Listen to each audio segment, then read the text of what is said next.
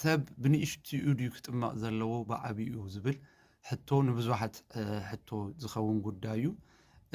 ብቃል ኣምላኽ ክንሪኦ ከለና ግን ናይ ንኣሽቱ ጥምቀት እውን ኣይኮነን ናይ ዓበይቲ ጥምቀት እውን ኣይኮነን ናይ እምነት ጥምቀት እዩ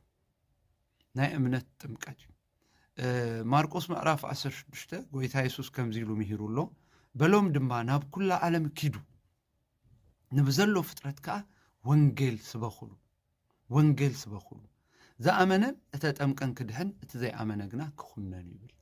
ስለዚ ጎይታ ኢየሱስ እንታይ ዝነገረና መጀመርያ ወንጌል ስበኹሉ ወንጌል ምስ ሰበኽናሉ ወንጌል ሰብ ወንጌል ምስ ሰምዐ ኣሚኑ ክጥመቕ ይኽእል እዩ እንተዳ ኣሚኑ ይጥመቕ እዚ ሕጂ እቲ ናይ እምነት ጥምቀት ተባሂሉ ዝፅዋዕ ዘሎ ንእሽተይ ናይ ዝኾነ ኣይኮነን ዓብ ናይ ዝኾነ ኣይኮነን ወንጌል ሰሚዑ ናይ ዝኣመነን ዘይኣመነን እዩ ማለት እዩ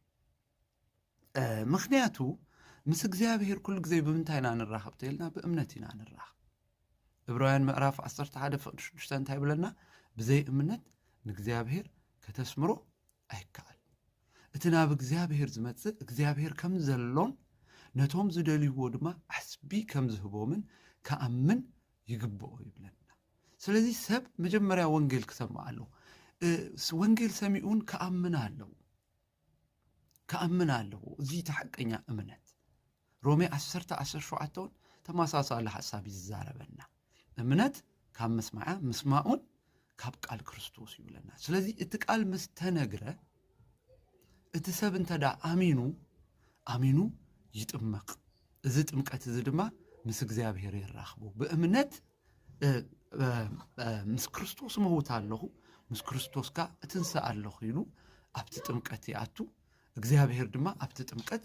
ነቲ ብጥምቀት ዝተዳለወ በረኸት ነቲ ሰብቲ ይሰደሉ ማለት እዩ ተረዲኹምኒ እግዚአብሔር ዝተመስገነ ይኹን ነዚ ኣብ ግብረ ሐዋርያት ክሪኦ ከለና ብግብሪ ኤክሰርሳይዝ ክገብርዎ ከለዋ ሐዋርያት ክሪኦ ከለና ንኣብነት ግብረ ሐዋርያት ምዕራፍ 8 ፍቕዲ 12 ክርኢ ንኽእል ኢና ፊልጶስ ድማ ኣብ ሰማርያ ከይዱ ማለት እዩ ብዛዕባ መንግስቲ ኣምላኽን ብዛዕባ ስም ኢየሱስ ክርስቶስን ኣበሲርዎ መጀመርያ ወንጌል ነጊሮም ኣበሲርዎ ምስ ኣመንዎ ሰብኡትን ኣንስትን ተጠምቁ ይብል ስለዚ ናይ ንኣሽቱ ጥምቀት ኣይኮነን ናይ ዓበይቲ ጥምቀት ኣይኮነን ወንጌል ሰሚዕኻ ናይ ምእማን ጥምቀት እዩ ማለት እዩ ትሪኡ ኣለኹም ምስ ኣመንዎ ሰብኡትን ኣንስትን ተጠምቁ ይብለና ውርድ ኢልና ኣብ ተመሳሳሊ ምዕራፍ ማለት እዩ ምዕራፍ 8 ፍቕዲ